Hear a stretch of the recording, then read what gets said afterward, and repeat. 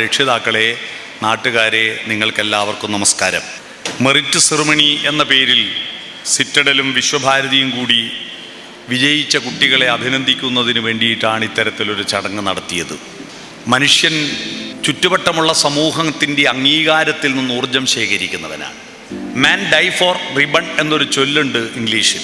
Ribbon എന്ന് പറയുന്നത് അംഗീകാരത്തിൻ്റെ ഭാഗമായി പണ്ട് ഒരാളെ ആദരിക്കാനും അംഗീകരിക്കാനും വേണ്ടിയിട്ട് കഴുത്തിൽ കുത്തിക്കൊടുക്കുന്ന ഒരു റിബണിൻ്റെ പീസാണ്. ആ ഒരു റിബണിൻ്റെ പീസ് കിട്ടാൻ വേണ്ടി മനുഷ്യൻ മരിക്കും എന്നാണ് ഈ അർത്ഥം, അംഗീകാരം കിട്ടാൻ വേണ്ടിയിട്ട്.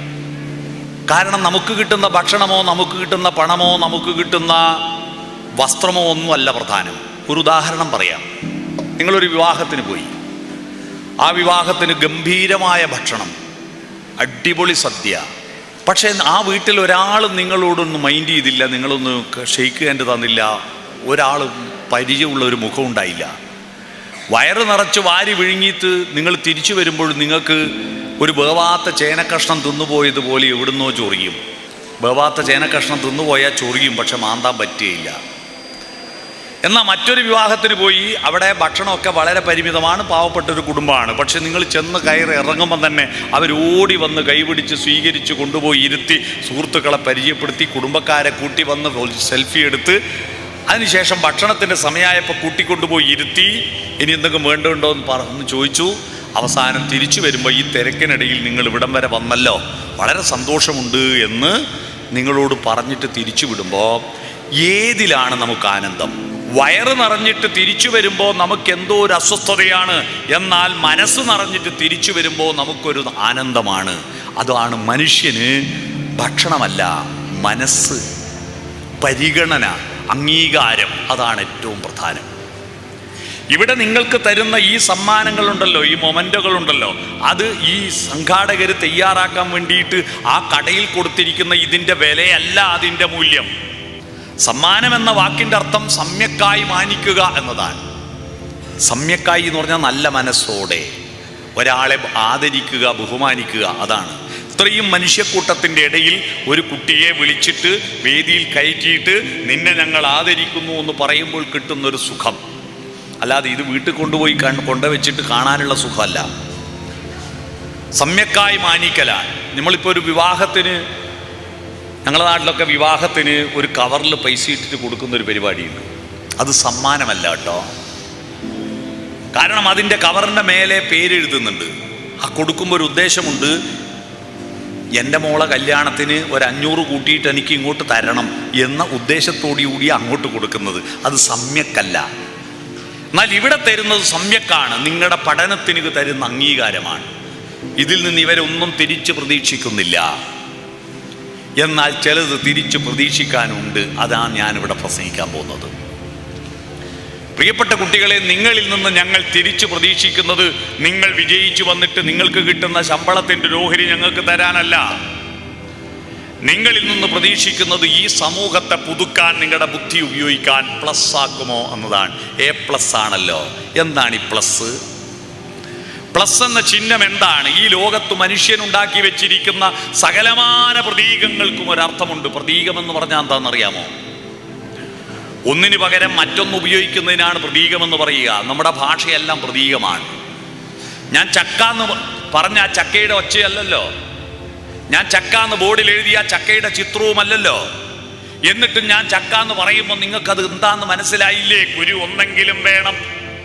ഒന്നെങ്കിലും വേണം, മാറാതെ ഓരോ ചുളയിലും നടുക്ക് കൂഞ്ഞ് വിളഞ്ഞീര് ചേർന്ന് വന്നാൽ ചക്കയാമെന്ന് നിങ്ങൾക്ക് മനസ്സിലായില്ലേ?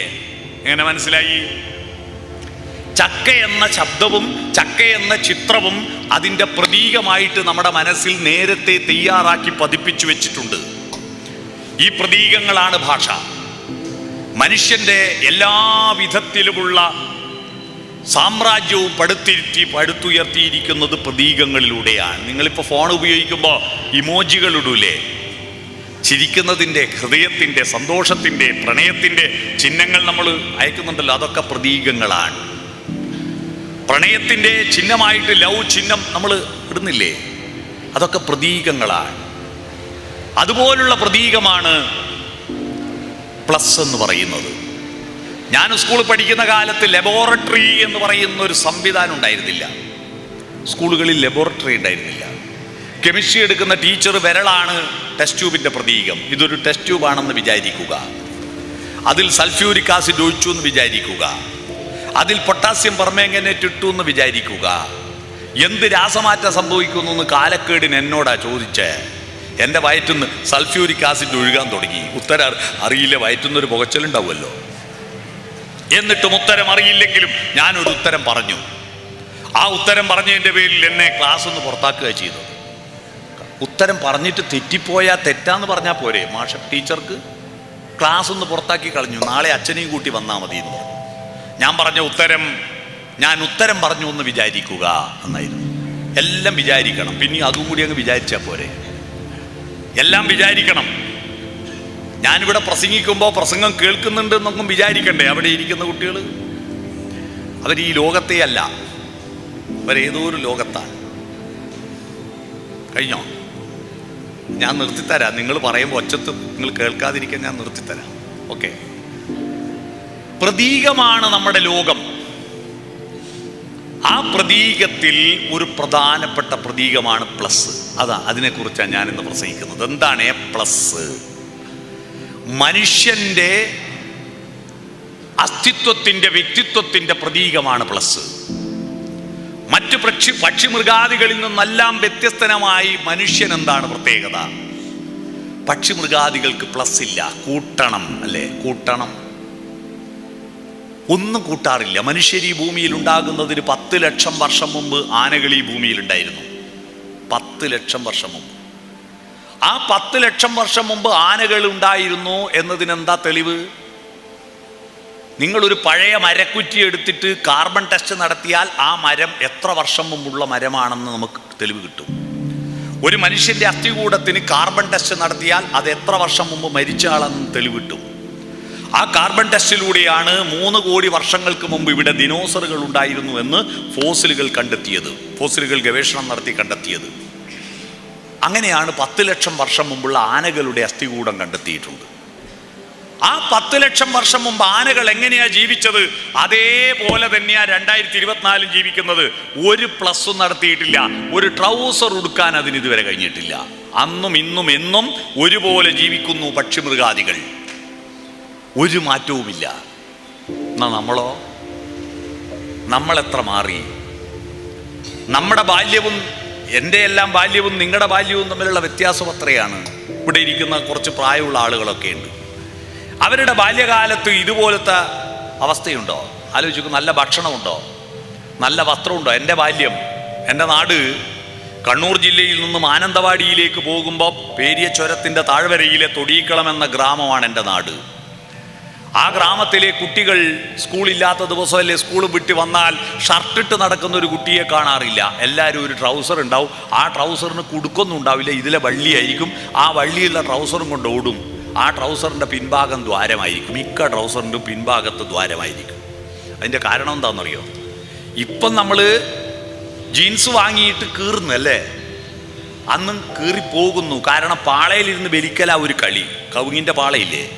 അപ്പോൾ ഈ പാളേൻ്റെ അടിയിൽ ചരൾ കുടുങ്ങിയിട്ട് പാളയും കീറും, ട്രൗസറും കീറും. പിന്നെ മറ്റൊന്ന്, അന്ന് വീഗാലാൻഡ് ഇല്ലല്ലോ. ഞങ്ങളുടെ വീഗാലാൻഡ് കശുമാവിൻ്റെ കൊമ്പില്ലേ? ആ കൊമ്പ് ചെരിഞ്ഞ കൊമ്പുമേലിരുന്നിട്ട് ഇങ്ങനെ താഴോട്ട് വരും. അപ്പോൾ അതിൻ്റെ തൊലി അടർന്നു നിൽക്കുന്നത് കുടുങ്ങിയിട്ട് ട്രൗസർ കയറും. അപ്പോൾ വീട്ടിൽ ആരെങ്കിലും വന്നാൽ നമ്മളെ കാണാൻ വിളിച്ചാൽ സ്റ്റാൻഡേർഡൈസ് ആയിട്ട് നിൽക്കൂ. ഈ ഓട്ട പൊത്തണ്ടേ? അങ്ങനത്തെ ട്രൗസറാ. നെഞ്ചുകൂടൽ അസ്ഥികൾ ഇങ്ങനെ എണ്ണിയെടുക്കാൻ പറ്റും. പക്ഷെ വയറ് വലിയതാട്ടോ. വലിയ വയറ്. ഇങ്ങനെ ഭക്ഷണം കഴിച്ചിട്ട് കുമ്പക്കുടലല്ല, ഗ്രഹണി എന്ന് പറഞ്ഞൊരു അസുഖം ഉണ്ടായിരുന്നു. ഇപ്പോൾ ആ അസുഖം ഇല്ല. ഗ്രഹണി അസുഖം ബാധിച്ചാൽ വലിയ വയറായിരിക്കും. ചുമരിന് കിണ്ണം ചാരി വെച്ച പോലത്തെ വയറ്. അന്ന് ഞങ്ങൾ ആദ്യം പഠിച്ച അക്കം 1, 2, 3, 4 എന്നല്ല, 11 ആദ്യം പഠിച്ചത്. കയ്യോണ്ടല്ല എഴുതുക, മൂക്കൊണ്ടാണ്. മൂക്കൊണ്ട് എങ്ങനെയാണ് അക്കം എഴുതുക? ഇന്നസെന്റ് പറഞ്ഞ പോലെ മൂക്കൊണ്ട് ഇച്ച, ഇഞ്ച, ഇഞ്ഞ, ഇട്ട, ഇന്ന, ഇപ്പ, ഇമ്മ എന്ന് വരയ്ക്കുന്നതാണോ? അല്ല. മൂക്കിൽ നിന്ന് എപ്പോഴും എല്ലാ കുട്ടിക്കും ജലദോഷമായിരിക്കും. മൂക്കിന്ന് 11 ഇറങ്ങി വരും. അതാണ് മൂക്കൊണ്ട 11 എഴുതുക. ആ 11 എന്ത് ചെയ്യും? നിങ്ങൾ ഇനി പറയുമ്പോൾ നിങ്ങൾക്ക് എന്നോട് ദേഷ്യം വരല്ലേ? ആ 11 ഞങ്ങൾ എന്താക്കും? കൈകൊണ്ട് ഒരു ഒരക്കലൊരക്ക്, ഇവിടെ ഉണ്ടാവും ഒച്ചു വലിഞ്ഞ പോലത്തെ ഒരു കാല. ഇത് പറയുമ്പോൾ നമുക്ക് വല്ലാത്തൊരു കോട്ടം വരുന്നുണ്ടല്ലേ. നഖങ്ങളെല്ലാം കുഴിനഖം, പല്ലെല്ലാം കൊന്ത്രമ്പല്ല്, തലയിൽ മുഴുവൻ പേനായിട്ട് പുകയിലത്തണ്ട് പോലെ നടക്കുന്ന ആ കോലം കെട്ട കുട്ടികളായിരുന്നു ഞങ്ങളുടെയൊക്കെ ഗ്രാമത്തിൽ. ഇന്ന് ഒരു കുട്ടി അങ്ങനെയില്ല. എല്ലാം നല്ല സുന്ദര കുട്ടപ്പന്മാരാ, സുന്ദരികളും സുന്ദരന്മാരും. എങ്ങനെയാ? എല്ലാം ബ്യൂട്ടി പാർലർ പോയിട്ടാ? അല്ല. നമ്മുടെ സംസ്കാരത്തിൻ്റെ, ജീവിതത്തിൻ്റെ നിലവാരം പ്ലസ് ആയപ്പോഴാണ് നിങ്ങൾക്ക് സൗന്ദര്യമുണ്ടായതെന്ന് നിങ്ങൾക്കറിയണം. നിങ്ങൾക്ക് സൗന്ദര്യമുണ്ടായത് ഞങ്ങളൊക്കെ പഠിക്കുന്ന കാലത്തെ മാഷന്മാർ കാണുമ്പോൾ ഇല്ലേ, നരച്ച് കുളിച്ച് വയസ്സനും വയസ്സെത്തിയായിട്ടുള്ള മാഷന്മാരും ടീച്ചർമാരുമാണ്. ഇന്നത്തെ സ്കൂളിലെ മാഷന്മാരും ടീച്ചർമാരും നോക്കിയിട്ട് പിരിയാനാകുന്ന മാഷാണെങ്കിലും ഒരു പാട്രിമോണിയിൽ 1 കൊടുത്ത 100 പ്രൊപ്പോസൽ വരും. അങ്ങനത്തെ സുന്ദരന്മാർ സുന്ദരികളുമാണ്. നമ്മുടെ ആന്തരികമായ സൗന്ദര്യവും ബാഹ്യമായ സൗന്ദര്യവും വളർന്നു. ആ വളർച്ചയുണ്ടാക്കിയത് നമ്മൾ പ്ലസ് ആക്കിയത് കൊണ്ടാണ്. നമ്മൾ അറിവിൻ്റെ കാര്യത്തിൽ പ്ലസ്സായി. നിങ്ങൾ നോക്കിയാട്ടെ കുട്ടികൾ, ഞങ്ങൾ SLCക്ക് പഠിക്കുന്ന കാലത്ത് 600-ൽ 360 മാർക്ക് കിട്ടിയാൽ ഫസ്റ്റ് ക്ലാസ് എന്നാണ് പറയുക. ഈ 360 എന്ന് പറഞ്ഞാൽ 60% കേട്ടോ. ഇന്ന് നിങ്ങൾ ആലോചിച്ച് നോക്കട്ടെ, 60% ആർക്ക് വേണം? A+ 90, A 80, B+ 70, 60% എന്ന് പറഞ്ഞാൽ വെറും ഒരു വിഷയത്തിൽ പോലും B+ കിട്ടാതെ വെറും B മാത്രം കിട്ടിയാൽ അന്ന് ഫസ്റ്റ് ക്ലാസ്. അന്ന് ഡിസ്റ്റിങ്ഷൻ കിട്ടിയ 80% അവൻ രാജാവാ സ്കൂളെ. ഇന്ന് ഒരു വിഷയത്തിൽ A+ നഷ്ടപ്പെട്ടു പോയിട്ടുണ്ടെങ്കിൽ തോറ്റ മട്ടിലാണ് പരിഗണിക്കുന്നത് നാട്ടുകാർ. ഒരു വിഷയത്തിൽ A+ പോയിപ്പോൾ ബാക്കി എല്ലാത്തിലും 95 മാർക്കുണ്ട്, ഒന്നിൽ 88 പോയി. അപ്പുറത്തെ രമേശൻ ചോദിക്കൂ, നിനക്ക് A+ ഇല്ല? ഈ ചോദിക്കുന്ന രമേശൻ പണ്ട് 210 കിട്ടാണ്ട് തോറ്റോനാ 600-ൽ. മനസ്സിലായോ? എന്തൊരു പഠിപ്പാ കുട്ടികൾക്ക്, എന്തൊരു ബുദ്ധിയാണ് കുട്ടികൾക്ക്. അപ്പോൾ അത് പ്ലസ്സാണ്. അറിവിൻ്റെ കാര്യത്തിലും ജീവിതത്തിൻ്റെ കാര്യത്തിലും നമ്മൾ പ്ലസ് ആയിക്കൊണ്ടിരുന്നു. ആ പ്ലസ് പക്ഷേ സംസ്കാരത്തിൻ്റെ കാര്യത്തിൽ പ്ലസ് ആക്കണം. അതാണ് നിങ്ങളിൽ നിന്ന് ഞങ്ങൾ പ്രതീക്ഷിക്കുന്നത്. ആ സംസ്കാര കാര്യത്തിൽ പ്ലസ് ആക്കുന്നില്ലെങ്കിൽ നമ്മൾ അതിനെ കൊണ്ട് കാര്യമില്ല. ഓപ്പറേഷൻ എല്ലാം വിജയിക്കുന്നുണ്ട്, പക്ഷെ രോഗി മരിച്ചു പോകുന്നു എന്ന് പറഞ്ഞിട്ട് എന്തോ കാര്യമുണ്ടോ? നമ്മുടെ വിദ്യാലയങ്ങൾ വളരുന്നു, ദേവാലയങ്ങൾ വളരുന്നു, അതിനാനുപാതികമായി നമ്മുടെ നാട്ടിലെ സംസ്കാരം വളരുന്നുണ്ടോ? ഉണ്ടോ? എന്താ ഈ സംസ്കാരം എന്ന് പറയുന്നത്? വസ്ത്രമാണോ? മനോഹരമായ പെയിന്റ് അടിച്ച കെട്ടിടങ്ങളാണോ? നല്ല നല്ല റോഡുകളാണോ? നമ്മുടെ നെറ്റിക്ക് തൊട്ട ഭസ്മമാണോ? ചന്ദനമാണോ? നമ്മുടെ ഹെയർ സ്റ്റൈലാണോ? ഇതൊന്നുമല്ല സംസ്കാരം. സംസ്കാരം എന്ന് പറയുന്നത് മാനവിക ഭാവങ്ങളുടെ വളർച്ചയാണ്. സ്നേഹം വളരുന്നുണ്ടോ? നന്മ വളരുന്നുണ്ടോ? സഹാനുഭൂതി വളരുന്നുണ്ടോ? ഇതൊന്നും കരുണ വളരുന്നുണ്ടോ? മൂല്യബോധം വളരുന്നുണ്ടോ? ഒന്നും വളരുന്നില്ല. അതൊക്കെ തളരുകയും എന്നാൽ അറിവ് വളരുകയും ചെയ്യുന്നു. അപ്പൊ എവിടെയോ ഒരു കുഴപ്പമില്ലേ? അറിവ് വളരുന്നതിന് ആനുപാതികമായി നാടിന്റെ നന്മ വളരണ്ടേ? മനുഷ്യപ്പറ്റി വളരണ്ടേ? ഉത്സവങ്ങളും പ്രാർത്ഥനകളും ദൈവവിശ്വാസവും വളരുന്നു. അതിന് തക്കതായിട്ട് കരുണ വളരുന്നുണ്ടോ? കരുണയല്ലേ ദൈവം? മണ്ണിലും വിണ്ണിലും തൂണിലും തുരുമ്പിലും ദൈവമിരിക്കുന്നു. അവൻ കരുണാമയനായി കാവൽ വിളക്കായി കരളിലിരിക്കുന്നു. കരുണാരൂപത്തിലാണ് ദൈവം. ദൈവത്തെ അതുകൊണ്ടാ കരുണാകരാന്ന് വിളിക്കുന്നത്. പക്ഷെ പ്രാർത്ഥന കൂടുന്നു, കരുണ കുറയുന്നു. എന്തുകൊണ്ടാണ്? അന്നത്തിന് പഞ്ഞമില്ല, സ്വർണത്തിന് പഞ്ഞമില്ല. ഉണ്ടോ? ഭക്ഷണത്തിനും പഞ്ഞമില്ല, സ്വർണത്തിനും. മനിതിൽ കരുണയ്ക്കാണ് പഞ്ഞം. കരുണയ്ക്ക് പഞ്ഞം. പഞ്ഞം എന്ന് പറഞ്ഞാൽ ദാരിദ്ര്യം. ഈ ഒരവസ്ഥ ഉണ്ടാകാതെ മാറ്റാൻ എന്തു ചെയ്യാൻ പറ്റും മക്കളെ? നിങ്ങൾ കണ്ടെത്തണം വഴി. ഞാനൊന്നും പറഞ്ഞു തരുന്നില്ല. നിങ്ങളുടെ ബുദ്ധി എന്നേക്കാൾ ബുദ്ധി നിങ്ങൾക്കുണ്ടെന്ന് എനിക്കറിയാം. എൻ്റെ മകൻ ഇപ്പോൾ +2 കഴിഞ്ഞവനാണ്. അവനെ ഞാൻ അത്ഭുതത്തോടെയാണ് നോക്കിക്കാണൽ. അവൻ എന്തൊക്കെയാ പറയുന്നറിയോ? അവൻ ചില പുസ്തകങ്ങൾ സെലക്ട് ചെയ്തിട്ട് എനിക്ക് തരുമ്പോൾ ഞാൻ ഞെട്ടിപ്പോവും. ഇന്നിപ്പോൾ ഞാൻ ഇന്നലെ വീട്ടിൽ നിന്ന് പുറപ്പെടുമ്പോൾ എനിക്കൊരു പുസ്തകം തന്നു. ഞാൻ ഇന്നലെ രാത്രിയിൽ അത് വായിച്ചിട്ട് എനിക്ക് ഉറങ്ങാൻ പറ്റുന്നില്ല, കയ്യിൽ നിന്ന് താഴെ വെക്കാൻ തോന്നുന്നില്ല. ഇവനെങ്ങനെ സെലക്ട് ചെയ്തു എന്ന് ഞാൻ അത്ഭുതപ്പെട്ടു പോയി. ഞാൻ അത്ഭുതത്തോടെയാണ് എൻ്റെ മകനെ ഞാൻ നോക്കിക്കാണുന്നത്. എന്തെല്ലാം കുട്ടികൾ വായിക്കുന്നത്, എന്തെല്ലാം അന്വേഷിക്കുന്നത്. അതുകൊണ്ട് ഞങ്ങളെക്കാൾ നിങ്ങൾക്ക് വിവരമുണ്ട്. വിവരം ഉപയോഗിച്ചിട്ട് നിങ്ങൾ എന്താ വേണ്ടത്? നല്ലൊരു ജോലി സമ്പാദിച്ച് നല്ലൊരു കെട്ടിടമെടുത്ത് വീടെടുത്ത് നല്ലൊരു കാറും വാങ്ങി പിന്നെ സുഖം. ആ കാറിൽ അങ്ങ് പോവുക, വീട്ടിലങ്ങ് കിടന്നുറങ്ങുക, ഉണ്ണുക, ഉറങ്ങുക, ഉണ്ണി ഉണ്ടാക്കുക, വിസർജിക്കുക. ഈ പണി മാത്രം എടുക്കാനാ. പിന്നെ എന്തിനടോ ഈ A+ വാങ്ങുന്നു? എന്തിന് നിങ്ങൾക്ക് ബുദ്ധി? എന്തിനറിവ്? പക്ഷിമൃഗാദികളെല്ലാം ഉണ്ണുന്നുണ്ട്, ഉറങ്ങുന്നുണ്ട്, ഉണ്ണി ഉണ്ടാക്കുന്നുണ്ട്, വിസർജിക്കുന്നുണ്ട്. ഈ പണിയെടുക്കാനല്ല അറിവ്. മനുഷ്യൻ പ്ലസ് ആവണം. പുതിയ പുതിയ അന്വേഷണങ്ങൾ നടത്തിയിട്ട് വളർന്ന് വരണം. അതിനുവേണ്ടി നിങ്ങൾ എങ്ങനെയാണ് ഈ പ്ലസിനെ ചെയ്യേണ്ടത്? ഈ പ്ലസ് എന്ന ചിഹ്നം എന്താണ്? നമ്മുടെ ശരീരം നിങ്ങളുടെ സ്കൂളിൽ ചേർക്കുമ്പോൾ നിങ്ങളുടെ തൂക്കം നോക്കാറുണ്ടോ? നിങ്ങളുടെ നീളം നോക്കാറുണ്ടോ? എന്നിട്ട് നിങ്ങൾക്കിപ്പോൾ TC തരുമല്ലോ. TC തരുമ്പോൾ 8ാം ക്ലാസ്സിൽ ചേർക്കുമ്പോൾ ഇവൻ്റെ തൂക്കം 55 കിലോ. ഇതാ ഇവിടുന്ന് TC വാങ്ങുമ്പോൾ തൂക്കം 64,300. അപ്പോൾ 9,300 തൂക്കം പ്ലസ് ആയിട്ടുണ്ട് എന്ന് ആരെങ്കിലും സർട്ടിഫിക്കറ്റ് തരാറുണ്ടോ? ഇല്ല. ശരീരമല്ല നീളമല്ല, വീതിയല്ല, അതൊന്നുമല്ല നിങ്ങൾക്ക് പ്ലസ് ആവേണ്ടത്. നിങ്ങൾക്ക് പ്ലസ് ആവേണ്ടത് എന്താണ്? നിങ്ങൾക്ക് പ്ലസ് ആവേണ്ടത് മഹാത്മാഗാന്ധിയെ ശരീരം നോക്കിയിട്ടാണോ ഇന്ത്യയുടെ രാഷ്ട്രപിതാവാക്കിയത്? അല്ലല്ലോ. എന്തുകൊണ്ടാ? അദ്ദേഹം മോഹൻദാസ് കരംചന്ദ് ഗാന്ധിയാണ്. എന്താണ് കരംചന്ദ് ഗാന്ധി? കർമ്മചന്ദ്ര ഗാന്ധിയാണ്, കർമ്മചിന്ത ഗാന്ധിയാണ്. ഗാന്ധി മഹാത്മാവായത്, അദ്ദേഹം പ്ലസ് ആയത്, ഇന്ത്യയിൽ ഏറ്റവും കൂടുതൽ A+ നേടിയവൻ മഹാത്മാഗാന്ധിയാണ്. അദ്ദേഹത്തിന് ഒരു പരീക്ഷയ്ക്കും റാങ്ക് കിട്ടിയിട്ടില്ല, ഒരു പരീക്ഷയ്ക്കും A+ കിട്ടിയിട്ടില്ല. പക്ഷേ അദ്ദേഹം കർമ്മം X-axis, ചിന്ത Y-axis, കർമ്മവും ചിന്തയും രേഖപ്പെടുത്തുന്ന ഗ്രാഫാണ് കർമ്മം X-axisലും ചിന്ത Y-axisലും. അപ്പോൾ കർമ്മവും ചിന്തയും ഇങ്ങനെയും ചേർക്കുമ്പോൾ അതല്ലേ പ്ലസ്? പ്ലസിന്റെ അർത്ഥം മനസ്സിലായോ?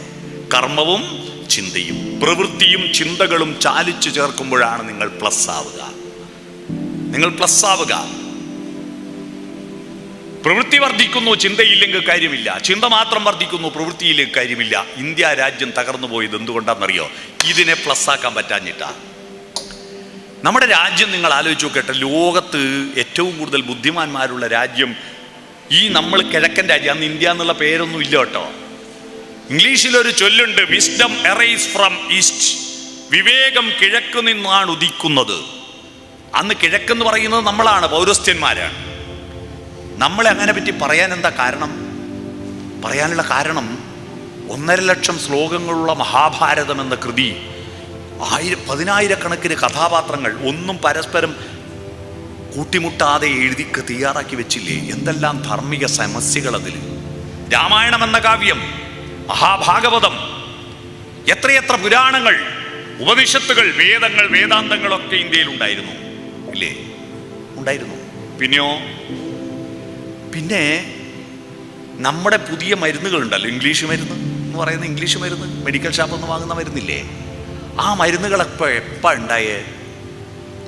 ആ മരുന്നുകൾ ഉണ്ടായത് രാസപദാർത്ഥങ്ങളെ ലിസ്റ്റ് ചെയ്തിട്ട് അതിൻ്റെ പ്രത്യേകതകൾ പരീക്ഷണ ലാബോറട്ടറികളിൽ കണ്ടെത്തി അതിനെ സൂക്ഷ്മ നിരീക്ഷണം നടത്തി ടെസ്റ്റ് ട്യൂബും മൈക്രോസ്കോപ്പും ഫണലും ഒക്കെ ഉപയോഗിക്കാൻ തുടങ്ങി. മെൻഡലിയഫിൻ്റെ പട്ടികയുണ്ടാക്കി 104 മൂലകങ്ങളെ കണ്ടെത്തിയതിന് ശേഷം ഓരോ മൂലകത്തിൻ്റെയും അസഡിക്കാണോ ആൽക്കലിയാണോ എന്നൊക്കെ കണ്ടെത്തിയിട്ട് ആ മരുന്നുകളെ മിക്സ് ചെയ്തിട്ട് അതിൻ്റെ രാസത്വരക ശക്തി കണ്ടെത്തിയിട്ട് അത് വെളുത്ത എലികളിൽ ലേപനം ചെയ്തിട്ടും ഇഞ്ചക്ട് ചെയ്തിട്ടും അതിൻ്റെ സൈഡ് എഫക്റ്റ് മനസ്സിലാക്കിയിട്ടാണ് നമ്മൾ ഓരോ മരുന്നും കണ്ടുപിടിച്ചത്.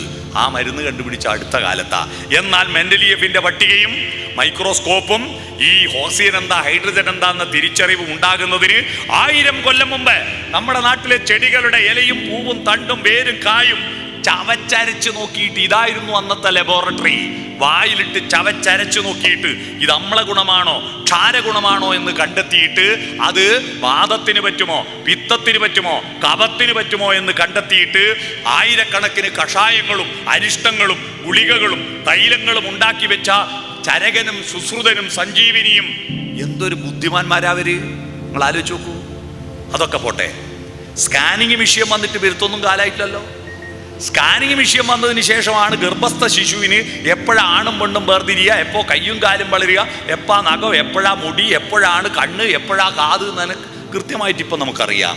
എന്നാൽ സ്കാനിങ് അല്ല കണ്ടെത്തുന്നതിന് മുമ്പ് എഴുതിയ രാമായണത്തിൽ ഇത് പറയുന്നുണ്ട്. രാമായണം വായിച്ചിട്ടില്ലേ?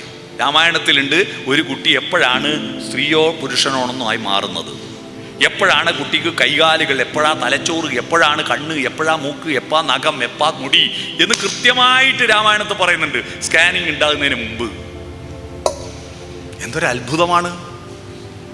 ആലോചിച്ച് നോക്കൂ, എത്ര വിവരമുള്ളവരാണ് അന്നത്തെ ആളുകൾ. കൊളംബസ് അമേരിക്ക കണ്ടുപിടിക്കുന്നതിന് മുമ്പ് 1000 കൊല്ലം മുമ്പ് ഇന്ത്യയിൽ യൂണിവേഴ്സിറ്റി ഉണ്ട്. അറിയുമോ നിങ്ങൾ? അമേരിക്ക എന്ന് പറഞ്ഞ ഒരു രാജ്യം ഉണ്ടാകുന്നതിന് മുമ്പ് ഇന്ത്യയിൽ യൂണിവേഴ്സിറ്റി ഉണ്ട്. നളന്ദ, തക്ഷശില സർവകലാശാലകളുണ്ട്. പക്ഷേ ഇതൊക്കെ ഉണ്ടായിട്ടും എന്തേ നമ്മുടെ രാജ്യം പട്ടിണി റാങ്കിങ്ങിൽ 111 സ്ഥാനത്തായി പോയി? ഇതൊക്കെ ഉണ്ടായിട്ടും മഹാഭാരതത്തിന്റെ, രാമായണത്തിന്റെ നാട്ടിൽ എന്തേ സാഹിത്യത്തിന്റെ നോബൽ സമ്മാനം പ്രഖ്യാപിക്കുമ്പോൾ ഒന്നും നമുക്ക് കിട്ടാത്ത? ഇന്ത്യയിൽ ആദ്യത്തെ നോബൽ സമ്മാനം കിട്ടിയ കൃതി ഏതാണെന്നറിയാമോ? ആർക്കും അറിയാമോ? ഇന്ത്യയിൽ ആദ്യത്തെ നോബൽ സമ്മാനം കിട്ടിയ കൃതി ഏതാ? ഒന്ന് പറ. കുട്ടികൾ പറയട്ടെ, കുട്ടികൾ പറയട്ടെ. A+കാരല്ലേ? ഞാൻ ആദ്യത്തെ നോബൽ സമ്മാനം കിട്ടിയ കൃതി ഏതാ? ഗീതാഞ്ജലി, രവീന്ദ്രനാഥ ടാഗോറിന്റെ. ഇനി അടുത്തൊരു ചോദ്യം, ഏറ്റവും അവസാന നോബൽ സമ്മാനം കിട്ടിയ കൃതി ഏതാ? ഏറ്റവും ഒടുവിൽ നോബൽ സമ്മാനം കിട്ടിയ കൃതി ഏതാ? അറിയാമോ? അറിയില്ല? ഗീതാഞ്ജലി തന്നെ, വേറെ കിട്ടിയില്ല. ഗീതാഞ്ജലി അല്ലാതെ വേറെ കിട്ടിയിട്ടില്ല. എന്താ കിട്ടാത്ത? എന്താ കിട്ടാത്തതിന്റെ മറുപടി ഞാൻ ഇപ്പൊ തെളിയിച്ചുതരാം. എന്താ കിട്ടാത്തത്? ഗീതാഞ്ജലി നമ്മുടെ ഭാരതത്തിന്റെ അഭിമാനമാണ്. ഞാൻ കഴിഞ്ഞ മാസം കുവൈറ്റിൽ ഒരു പരിപാടിക്ക് പ്രസംഗിക്കാൻ പോയി. മലയാളം മിഷന്റെ അവിടുത്തെ പ്രവേശനോത്സവം ഉദ്ഘാടനം ചെയ്യാൻ വേണ്ടി പോയി. അവിടുത്തെ മലയാളം പഠിപ്പിക്കുന്ന പ്രത്യേക സ്കൂളുണ്ട് അവിടെ. അവിടെ പോയിട്ട് എന്നെ എല്ലാവരും, അറബികളും എല്ലാവരും അത്ഭുതത്തോടെയാണ് നോക്കിയത്. ഞാൻ എൻ്റെ പ്രസംഗം കേട്ടിട്ടൊന്നും അല്ല കേട്ടോ. ഞാനവിടെ പാൻ്റ് ഉടുക്കാണ്ട് മുണ്ടുടുത്തിട്ടാണ് നടന്നത്.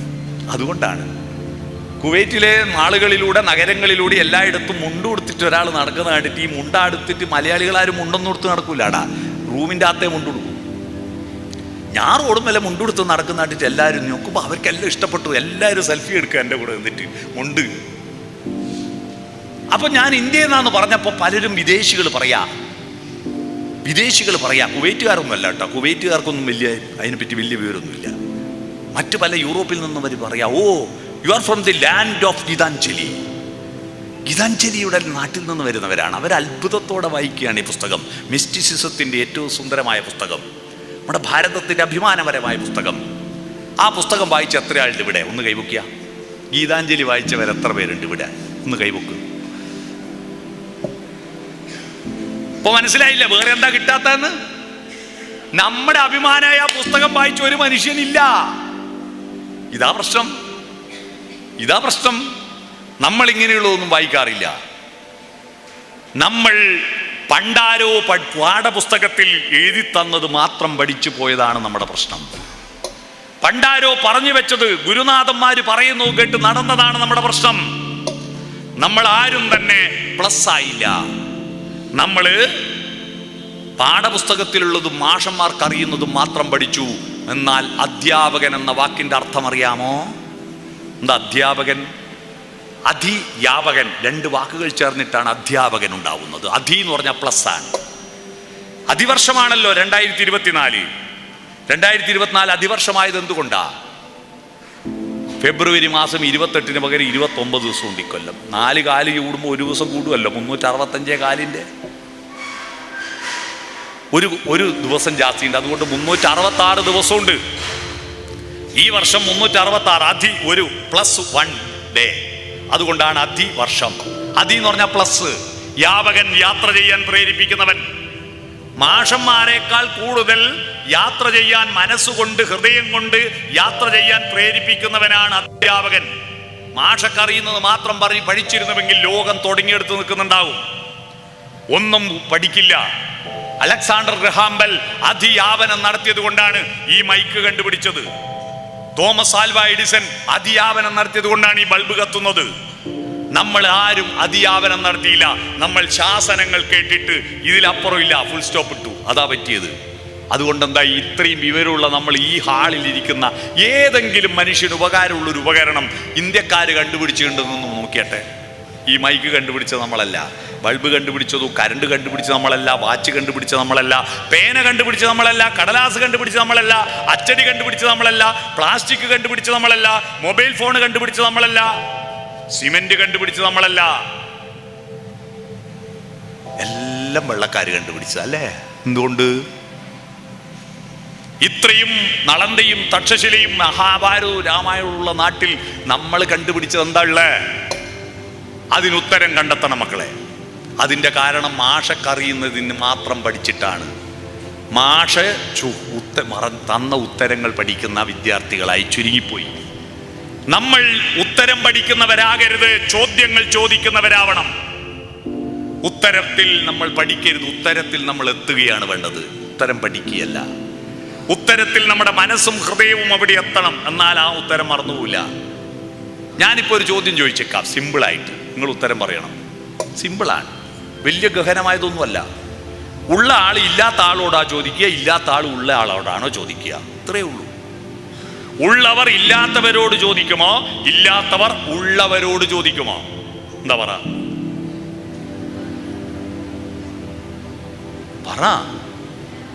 ഇല്ലാത്തവർ ഉള്ളവരോട് ചോദിക്കുമോ, ഉള്ളവർ ഇല്ലാത്തവരോട് ചോദിക്കുമോ? ഇല്ലാത്തവർ ഉള്ളവരോടല്ലേ ചോദിക്കേണ്ടത്, സ്വാഭാവിക നിയമല്ലേ അത്, അല്ലേ? സ്കൂളിൽ അറിവുള്ളത് മാഷക്കോ കുട്ടിക്കോ? മാഷക്ക്. ഇല്ലാത്തവോ കുട്ടിക്ക്. അപ്പൊ ഇല്ലാത്തവരുള്ളവരോടല്ലേ ചോദിക്കണ്ടേ? അപ്പൊ ചോദ്യം ചോദിക്കേണ്ട ആരാ? കുട്ടികൾ. ഉത്തരം പറയേണ്ട ആരാ? മാഷ്. പക്ഷെ ഇപ്പം ആരാ ചോദ്യം ചോദിക്കുന്നത്? മാഷ്. ഉത്തരം പറയേണ്ട ആരാ? നിങ്ങൾക്ക് ഉത്തരം അറിയാം, പിന്നെ സ്കൂളിൽ പോവോ? ഉത്തരം അറിയാത്ത കൊണ്ടല്ലേ സ്കൂളിൽ പോകുന്നത്. പിന്നെ ഏത് ഉത്തരാ ചോദിക്കുന്നത്? മോർണിംഗ് വാ, മോർണിംഗ് വാ, ആ നീല ഷർട്ട് ഇങ്ങ് വാ,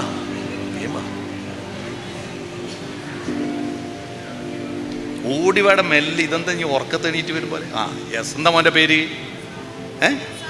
സാരംഗ്. നല്ല പേരല്ലോ. ഓൻ വന്ന വകയിൽ എൻ്റെ ഫോൺ അവന് കൊടുത്തിയ. എൻ്റെ ഫോണ് സാരംഗിന് കൊടുത്തു. എന്തിനാവോ, ഏതിനാവോ ഓനറിയില്ല. ഞാൻ കൊടുത്തോണ്ടോ വാങ്ങി. അതേത് കമ്പനിയാന്ന് നോക്കിയ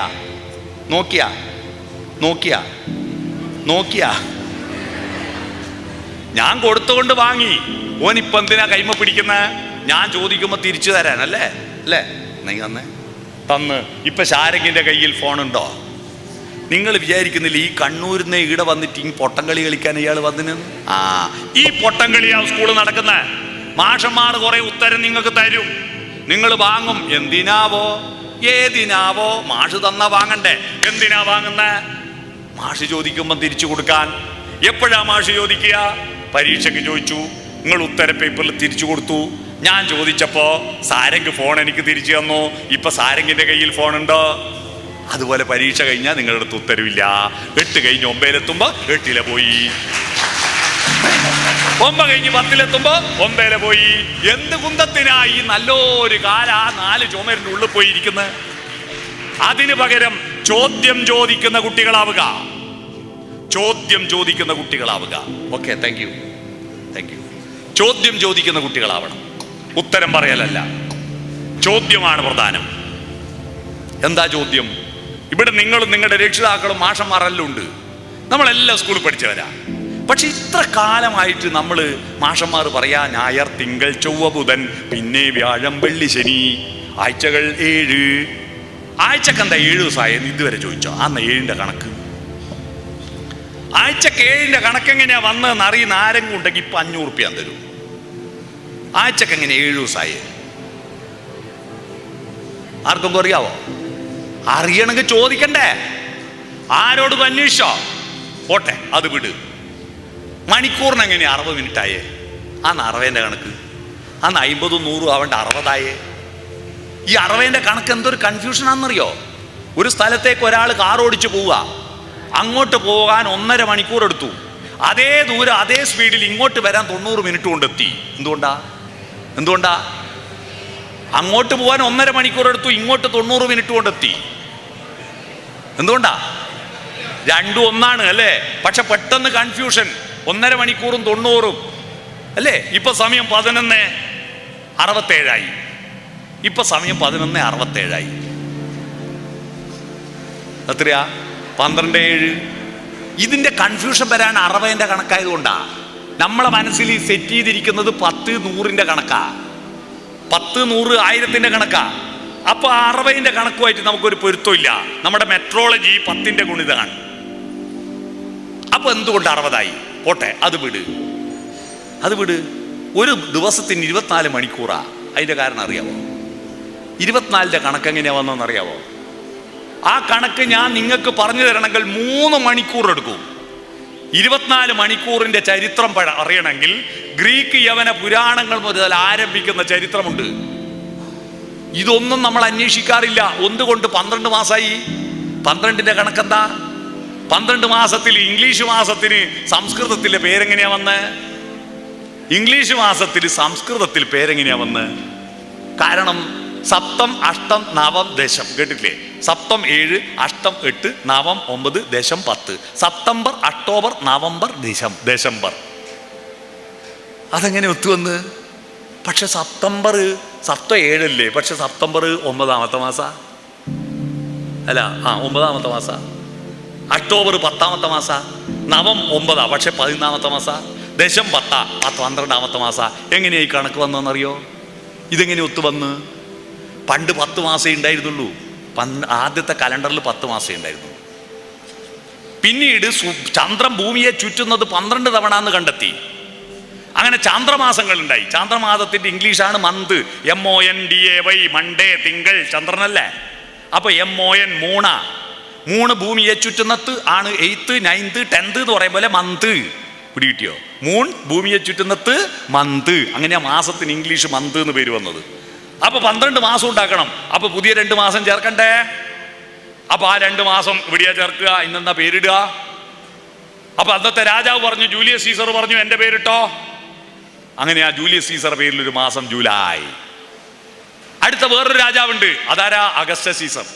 അയാളെ പേരിട്ടോന്ന്, അതാ ആഗസ്റ്റ്. ജൂലൈയും ആഗസ്റ്റും വരുന്നതിന് മുമ്പ് 10 മാസമേ ഉള്ളൂ. ജനുവരി, ഫെബ്രുവരി, മാർച്ച്, ഏപ്രിൽ, മെയ്, ജൂൺ. 6ാം മാസം ജൂൺ. 7ാം മാസം സെപ്റ്റംബർ, സപ്തം 7. 8ാം മാസം ഒക്ടോബർ. 9ാം മാസം നവംബർ. നവരസങ്ങൾ 9 അല്ലേ? ഡിസംബർ 10. കണ്ടോ?